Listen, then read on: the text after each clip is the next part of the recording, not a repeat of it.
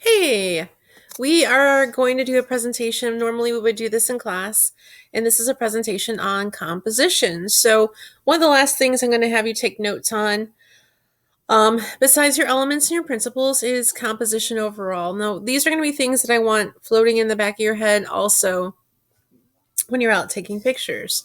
So far, you know your elements like line and form and shape, and then you know your principles, which mix up those elements like pattern and different, mixtures of those elements together.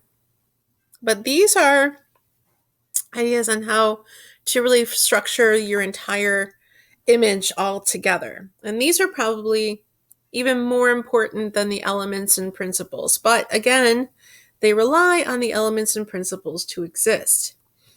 So when you are making a composition, overall, it's dependent upon your selections. So what do you have in your viewfinder?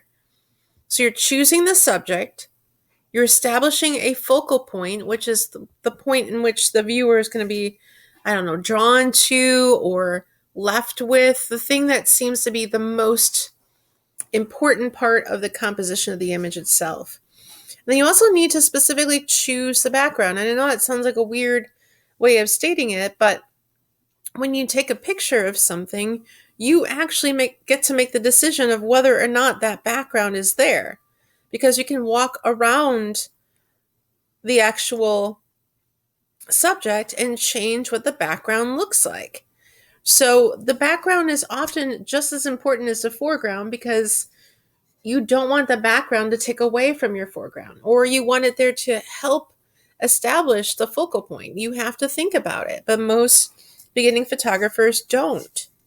But you have to remember it's there, because this photograph has to speak for you when you are not there.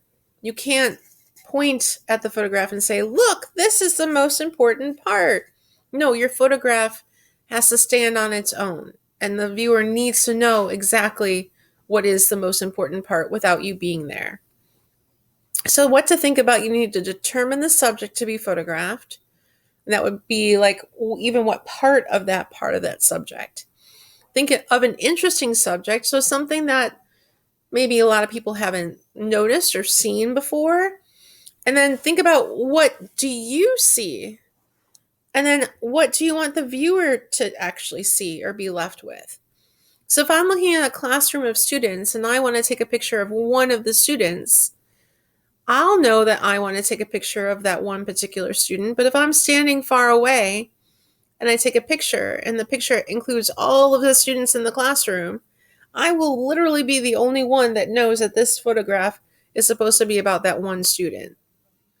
So if I know I want to take a picture of that one student, I have to make sure that it's clear to the viewer after the fact.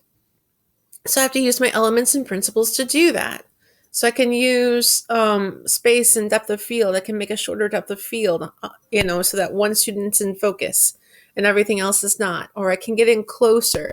I can think about the background. I can change my angle. So I have to think about what is most important to me, and then what do I want the viewer to end up seeing.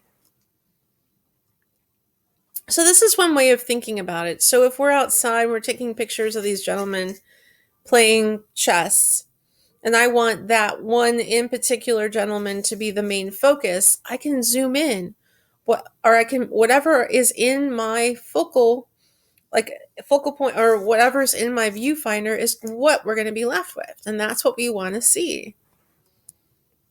Same thing here. And it's even worse for us because we can see peripherally. We can see the entire world peripherally. So you really have to make selective choices using your viewfinder like a crop tool to make sure that that's the only thing that people see, so they know exactly what you're thinking. So a note on backgrounds. First of all, do not forget that they are there. That's certainly something that a lot of new photographers do.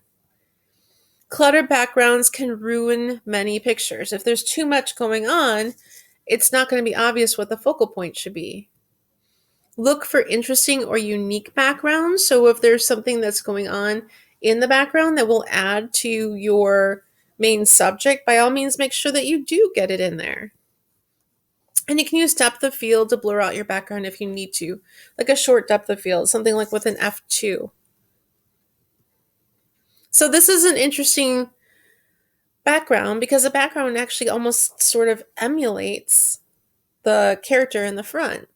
So it's a wise decision of the photographer to include that. This one here, the background, is all part of the story overall. It would still be an interesting picture if we just saw the guy with the glasses and we were kind of looking through that area, that window or that open box to see him. But seeing that person in the background where he's kind of out of focus, you start to kind of draw your eye to the left and it puts together a story. For me, my story was always kind of like this kid looks like he's trying to escape prison or something like that. But it's a lot more interesting having that blurred out background. And here's a good short depth of field. Again, the background is rather interesting. It adds to the character.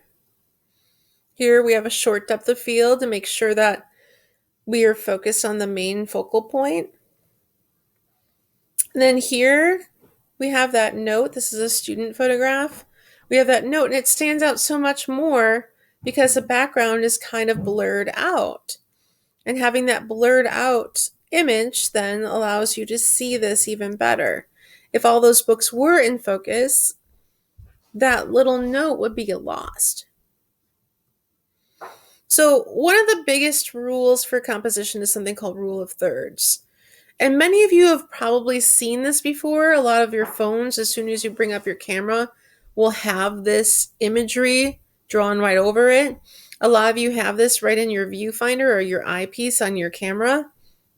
But the rule of thirds is where to try to create your focal point or the thing that makes the most interest in your photograph, where that should be. So where you place the focal point does not necessarily matter, but try not to position the subject right in the center of the picture. There are exceptions to this rule, of course, but it usually works psychologically better when your main focal point is not right in the middle. So to create the rule of thirds, you kind of divide your picture into 9 even boxes, kind of like a hashtag, or think like tic-tac-toe.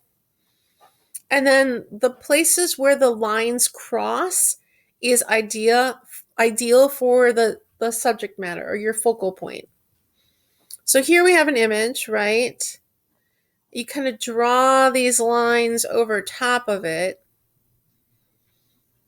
And wherever those lines intersect, that would be where the main focal point or action should be taking place. Try to keep it right from the middle. Because when you have a focal point right in the middle, our minds are trained to kind of imprint on that information, grab it, and then move on. So we kind of ignore everything else surrounding that middle focal point. We think it's just extraneous.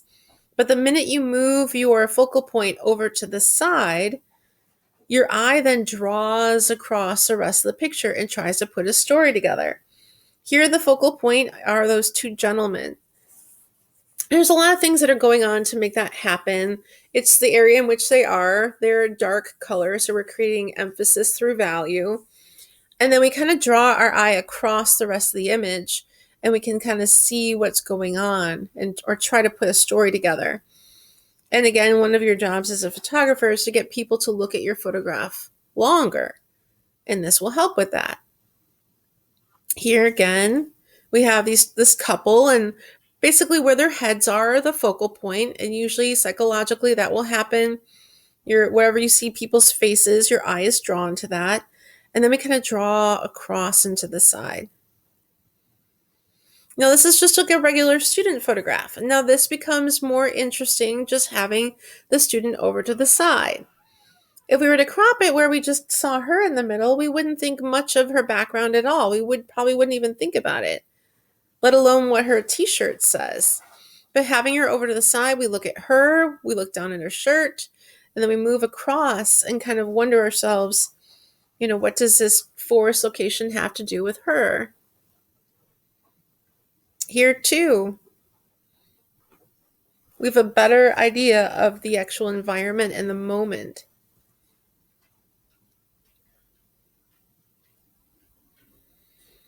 So how do you actually establish a focal point? So you use your principles. This is where everything kind of starts to tie in together. And when we talked about your principles, we talked about emphasis, right? We talked about pattern. It goes on and on. So light against dark, emphasis and value. Dark against light. Large object among small objects. So proportion, variety, pattern. Think of that picture with the little tiny dog and then the lady with the boots and the big dog. That proportion created that focal point, or that established that focal point of the little dog. Small among large. And then detail versus simple, meaning looking for what's in focus and what's out of focus. So all these things have to do with your principles. Your principles are, again, dependent upon your elements. So here we have value. The dark against the light makes him stand out. Again, dark against light. And here we're also using our rule of thirds. Here again, we have the variety. So we have a variety of color or hue. Detail versus simple. So using a short depth of field. So whatever's in focus is going to stand out more than anything else.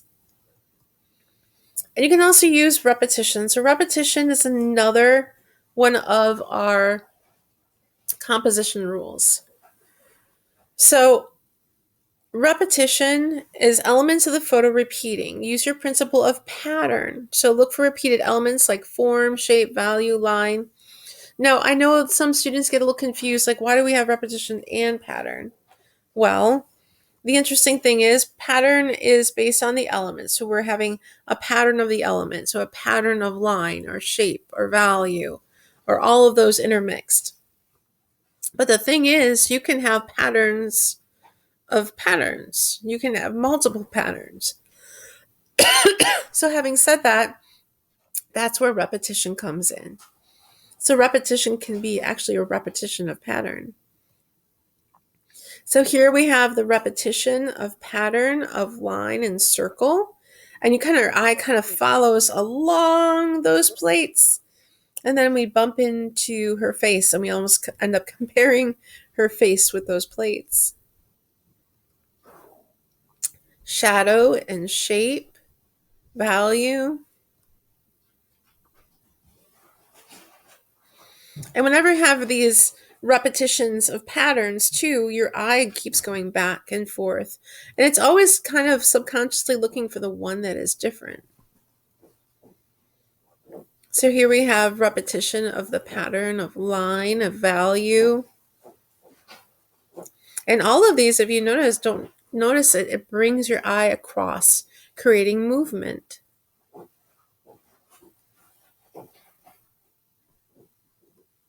So interesting angles. Now this is another composition rule. This is one that I think is very important for all new photographers. This is one where you're going to have to kind of just get over yourself a little bit. Now to create an interesting angle, you probably have to get your body in odd positions. You have to walk around your subject. You have to go above your subject. You have to go below your subject. You have to have your subject move. So it's not just about getting everything from your eye level. Because the one thing about interesting angles is that we all see pretty much from the same level, maybe slightly different and maybe a foot variation. But we all see the whole world from our walking standpoint. But the minute you bring it down, closer to the ground or the eye level of a toddler, or go way above, it becomes more interesting because we don't get to normally see the world that way. And people will look at your picture longer. It actually adds something to it. So some of the more I guess you could say, present interesting angles that we'll often refer to is worm's eye and bird's eye. Worm's eye is being close to the ground and either looking across or looking up. Bird's eye is also looking from up, looking down, or looking across at a higher altitude or higher level. You also are kind of avoiding that eye level, like what I was just talking about. So if you're just standing, let's say I'm like 5'5". If I'm taking all my pictures from the advantage or the standpoint of my 5'5" self, it's going to get really boring really fast. So get down low or go above. So walk around the subject to determine the best angle. Avoid having the horizon line right in the middle of our picture, because again, that's kind of what we normally see. Bringing it down low will give you more of an advantage of seeing more of the sky. Having it higher up will let you see more of the land, which is a little bit different than we normally see. And it also cuts the picture in half, which causes this friction point, or this point in which everyone kind of gloms into and then disregards everything else in the picture. Again, it's one of these oddball psychological things that happens. Now, the one thing I was saying before is that you kind of have to get over yourself. So it's unnatural, it's embarrassing to get down on the ground or grab a chair and have to go above your subject. People feel self-conscious to do these things, but you have to remember this. Your photograph is going to probably outlive you. And if you are embarrassed for just a matter of like 30 seconds at the cost of getting an amazing photograph, I think that you should take that cost. It's something that all photographers just have to do and kind of get over themselves for, to take a great shot. So this would be a bird's eye view. Now, this one's kind of interesting, and this is something that I need all of you to know. Whenever you take a picture of children or animals, like your pets, you want to make sure that you're taking pictures of them on their eye level. When you take pictures of children and you're above them and they're looking up, you're missing so much. It suddenly becomes a submissive image of power, and you're not even getting the real reflection of what they look like. When you get down and you can actually see into their large eyes, it has such a larger impact. Same thing with your pets. You know, some of those pictures of your pets that you see their long back and you see them looking up at you, like just asking for food, they get a little sad after a while. But when you get down on their level, have them looking out the window, they become such beautiful, noble creatures. Bird's eye view. And in a bird's eye view photograph, I want you to realize like how much more you can get into a picture. So like I have a friend of mine that I took a picture of, and she's an artist, and I could have taken a picture of her at her table just drawing. But getting up above her drawing, seeing the side of her face, seeing the side of her pencil and her drawing itself, made for such a better picture. And it described who she was so much more. This is a worm's eye view. Worm's eye view. Worm. Bird. Bird. Bird. Now, another thing for your composition rules is moving in close. Visual cropping, filling the frame, basically using that viewfinder to remind yourself that everything within that viewfinder is everything that's going to be in that final picture. If there's something in that viewfinder that you do not want, then you get rid of it. You move or change your angle or zoom in. So basically, it's the most important rule of all. Getting in close enough to eliminate unwanted backgrounds. You are making this choice. Use your camera like a crop tool, and don't include anything that you do not want your viewer to see. Sometimes you have to even just change your angle. Maybe go down lower a bit, go above a little bit. But this is your photograph and this is your statement, and you're trying to have your viewer feel a certain feeling. You're in charge of it.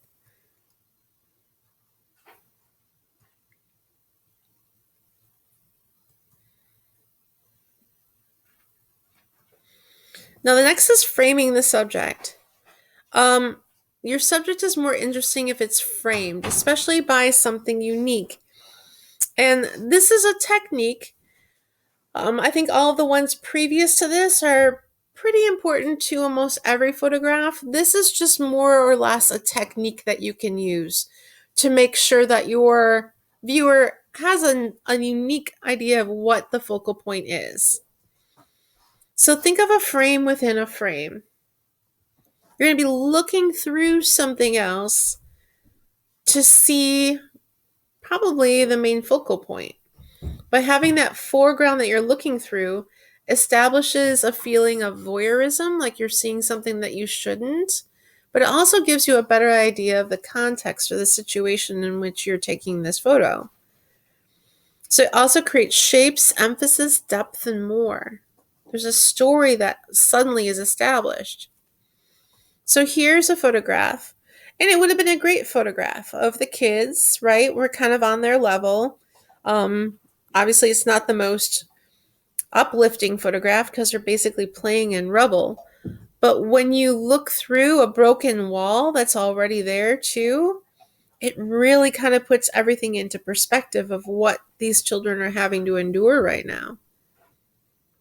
Here, using the walls of the buildings, kind of creating a frame for that perspective of loneliness. Here, we're looking through like the torn tarp, and it makes a focal point specifically on the woman who's walking towards the man who's still kind of encased in that tarp. And here we have the shadow of clearly like a soldier or someone holding some sort of automatic weapon. And it would have been an interesting photograph, but the fact that it has this caution tape surrounding it, and we can clearly see this caution tape is not in a language that is English, kind of really tells more of a tale here. Here we are looking through the broken window.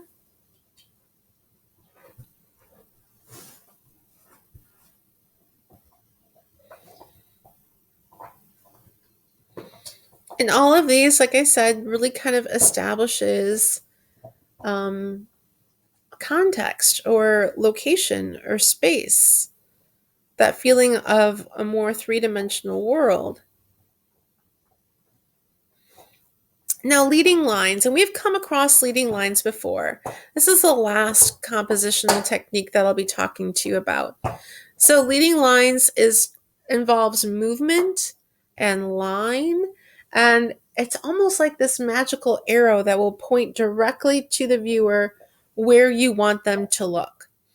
So it establishes how your eye moves through the photo. And like we talked before, a line does not have to be straight. It can be curved or zigzagged. Lines or objects should be moving your eye through to certain areas.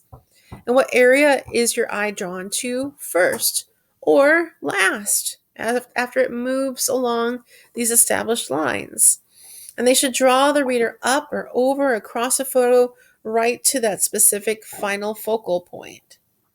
So this is something that you can use often. And a lot of like high school photographs at the end, like their senior portraits, utilize this. If you've ever seen the shot of the girl kind of leaning against the brick wall and it's taken at an angle, that works because all of the angles of the lines of the bricks line up and basically point to the girl.